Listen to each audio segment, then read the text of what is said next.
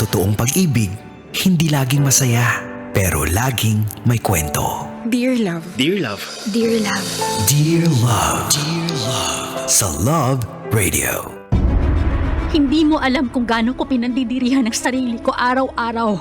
Hindi mo alam kung ilang beses ko nang gustong huminto. Wala na akong maisip na ibang paraan para mabuhay tayo. Ate, kumapit ako, Mel. Kumapit ako ng matindi.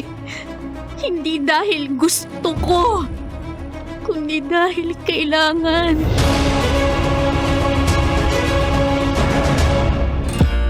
Kapiling kakwentuhan, kadramahan nyo na po your uragong broski like super legit and all Konyo Bicolano. Para sa paborito ninyong dramahan mula Lunes hanggang Biyernes. Kabisyo, ito po ang Dear Love. Uy mga kabisyo, bago tayo gumastos, no, lalong-lalo na sa mga estudyante dyan, I would say, bago tayo gumastos, bago natin lustayin yung allowance natin, it's always good na we always reflect. Ito bang allowance na to, itong ginagastos ko ngayon, na nakalaan dapat talaga sa pag-aaral ko, allowance ko sa school ko, i-ice coffee, imi-milk tea ko and all, gagastusin ko sa kung saan ba to nanggaling? Hindi sa kinukonsensya natin yung mga sarili natin, pero yun na rin yun.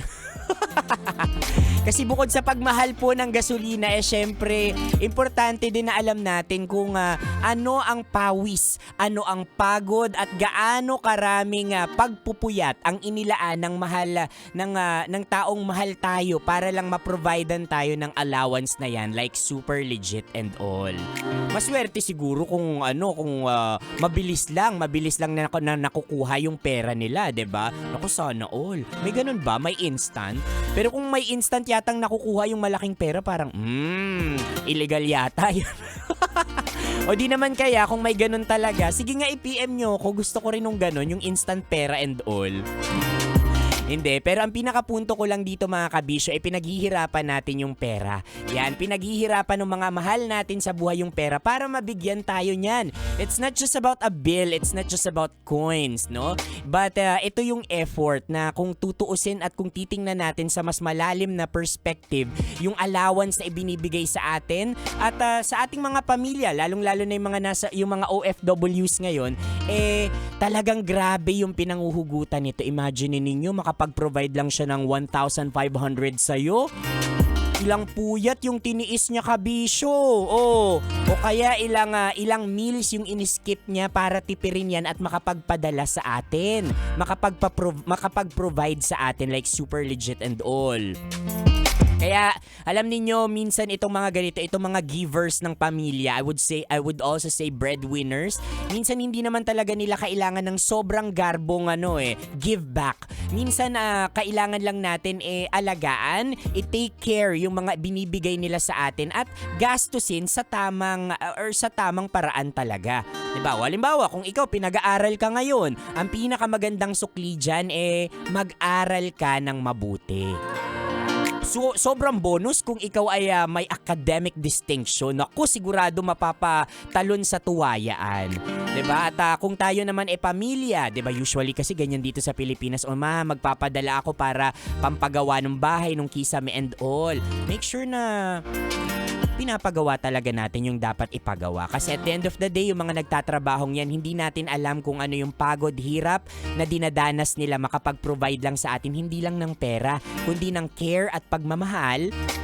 Hindi lang buwan-buwan, kundi araw-araw, like super legit and all. Yung iba nga dyan, hindi na nakakapag-asawa. Nakakalimutan na yung sarili, 'di ba?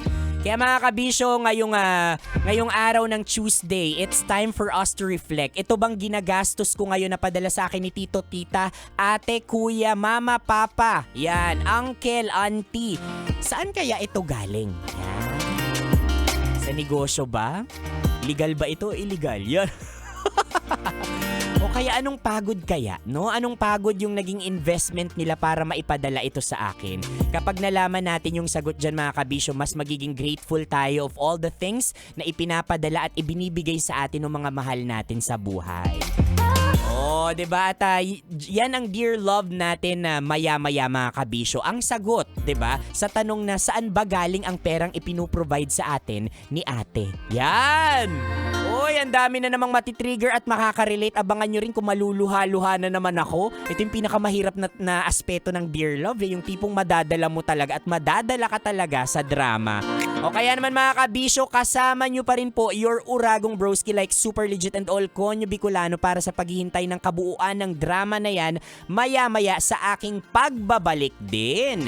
I-ere po natin yan na nationwide. Bukod sa mapapakinggan ninyo sa 90.7 traditional radio, mapapanood nyo rin po yan sa lahat ng social media platforms ng Love Radio Manila. Kaya make sure na nakatutok na kayo sa radyo at online at Love Radio Manila yan.